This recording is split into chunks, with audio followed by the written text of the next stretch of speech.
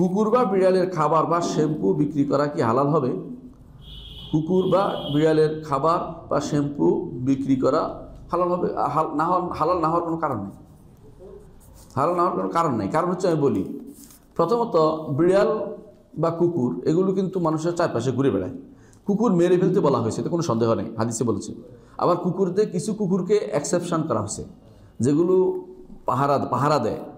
সেগুলো কখনো কখনো পাহারা দেয় কি, যেগুলো ধরেন ক্ষেত খামার পাহারা দেয়, যেগুলো কোনো প্রাণী পাহারা দেয়, অথবা বাড়ির চারপাশে ঘুরে বেড়ায়, ভিতরে ঢুকে নেয়, এগুলো কিন্তু মেরে ফেলতে বলা হয়নি।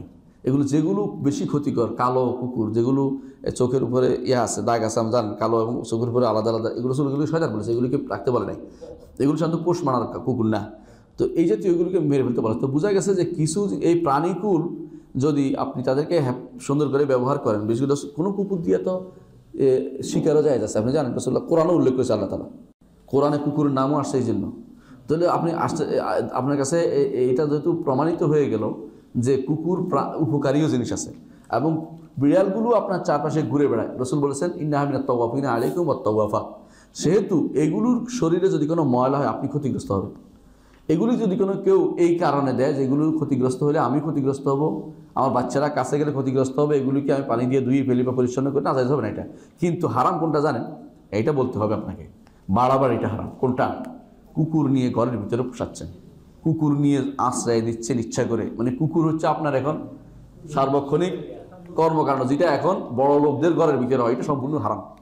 এই কুকুর নিয়ে যেটা হচ্ছে, এটা এক ধরনের বাড়াবাড়ি। এবং এটা হচ্ছে মানুষ তার আত্মীয়রও আলাসকালে আরবিতে বলে, পাখি যেমন তার সমগোত্রীর মধ্যে বেশি পছন্দ হয়, এরা মানুষগুলি কুকুর চরিত্রের মানুষের জন্য কুকুরের সাথে পছন্দ ভালো লাগে।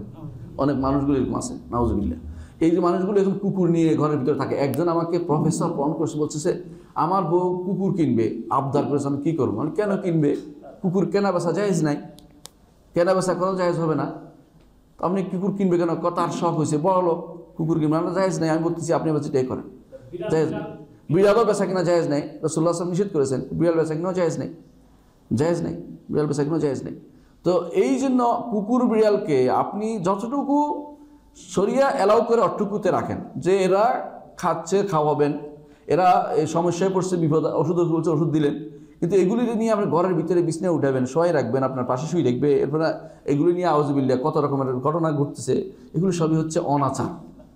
এবং এগুলি হচ্ছে বর্তমান এই সমাজের জন্য এটা ক্যান্সারের মতো রূপ নিছে। এগুলি থেকে দূরে থাকা দরকার। এগুলি যে ব্যক্তি করতেছে, মনে করুন যে সে আল্লাহর দিন থেকে দূরে সরে যাচ্ছে। রাসূলুল্লাহ সাল্লাল্লাহু আলাইহি ওয়াসাল্লামের ঘরের ভিতরে একবার কুকুর ঢুকে আসছিল, ছোট একটা বিছানার ভিতরে। কারণ তো বড় বিশাল এত ছিল না, অট্টালিকা ছিল না, রুম ছিল, ঢুকে গেছে, ছোট বাচ্চা কাছারি ঘরের মতো, বুঝেন। 2 দিন ধরে জিবরিল আসে নাই। যদি ওয়াদা করছে আসার কথা, আসে নাই। রাসূল বললেন, আমি ওয়াদা করছি, আপনি আসেন নাই, কি করবো? আপনার এখানে কুকুর ঢুকে আছে, আমি ঢুকবো কী করে? চিন্তা করে দেখেন। তাহলে ঘরের ভিতরে ঢুকানোর কোনো অনুমতি নাই, কিন্তু বিড়ালের অনুমতি আছে। রাসূল বিড়ালকে ঘরের ভিতরে ঢুকতে বাধা দেয় নাই, কিন্তু ক্ষতিগ্রস্ত তাকে আদব শিক্ষা দিতে। বিড়ালও আদব শিখে। আপনি তাকে দিতে থাকলেন, তার হাতগুলোতে থাকলেন, খাইতে থাকলেন, এটা নয়। কারণ ডিপথেরিয়া হতে পারে, এর মধ্যে রোগ থাকতে পারে। তো এটা করবেন না। যেটুকু খাবার দিবে সে চলে যাবে, ঘুরে ঘুরে বিড়াল ধরবে, সে খাবে, বিড়াল খাবে, এই ইঁদুর ধরে খাবে। কিন্তু সে আপনার এটার খাবার তো হয়তো অতিরিক্ত দিতে পারেন, তাকে কোনো সমস্যা নেই। তারা খাবার দিলেন, পানি দিলেন, কোনো সমস্যা নেই এটাতে। এক সাহাবী পানি ঢেলে কাত করে তাকে পানি খাইয়েছেন, এটাও জায়েজ আছে। কিন্তু বোঝা গেল যে আপনি যেন বাড়াবাড়িতে লিপ্ত না হন, এটা খেয়াল রাখতে হবে আপনাকে। সেই জন্য আপনার বিক্রি করাও জায়েজ হবে, কারণ এটা তো পুরোপুরি হারাম না জিনিসটা। কিন্তু আপনি নিজে এগুলি করবেন না, অর্থাৎ আপনি এগুলিকে কখনো ঘরের ভিতরে স্থান দিবেন না। কারণ ভালো ব্যবহৃত, যেই জিনিস ভালো মন্দ উভয় ব্যবহৃত হতে পারে, সেই জিনিস জায়েজ আছে। মনে রাখবেন এটা, যেই জিনিস ভালো মন্দ উভয় ব্যবহৃত, সেটা জায়েজ আছে।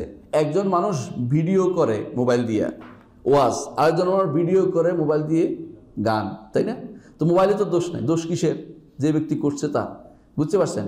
আপনার শ্যাম্পুরও দোষ নাই, সাবানের দোষ নাই। এখন ব্যবহার যে করছে সে যদি কোনো মনে করে যে এই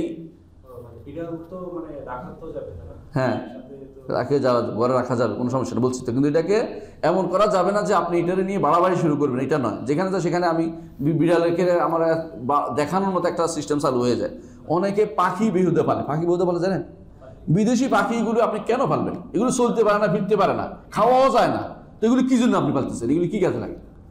এগুলি দিয়ে বিদেশি পাখি পালতেছে, বিদেশি পাখি পালার কোনো কারণ নাই। পাখি ছেড়ে দেন, আকাশে চলে যায়, রাস্তা গ্রুপ। এগুলো খাওয়া যায় না, যে জিনিস খাওয়া যায় না, উপকার করে না, সেই জিনিস আপনি কেন পালবেন? ইঁদুর ধরলে ইঁদুর কী পারে, আর বিড়াল ধরলে ইঁদুর মারে, আপনার সুবিধা আছে। ম্যাও করলে ইঁদুর পালাবে, কিন্তু কুকুর থাকলে আপনার গেউ গেউ করবে, সেখানে কেউ আশেপাশে কেউ চোর ঢুকতে খবর হয়ে যাবে এবং পালাবে। কিছু উপকারিতা আছে, অন্তত সেখানে ঢুকবে না, এই বেজি বা ইত্যাদি বিভিন্ন রকমের যে প্রাণীগুলো ছোট নষ্ট করে এগুলো ঢুকবে না। কিন্তু আপনার এই বেহুদাই বিদেশি যে পাখিগুলো অনেকেই পালে, একেবারে বেহুদা কাপ, এবং এগুলির জন্য খরচ করার অর্থ হচ্ছে বেহুদা খরচ করা, এগুলি ইসরাফের ভিতরে পড়বে, তাবজিরের ভিতরে পড়বে। এগুলি বিক্রি করার অর্থ হচ্ছে আপনি একটা বেহুদা কাজ করেন, এটা জায়েজ নেই, হবে না। আচ্ছা।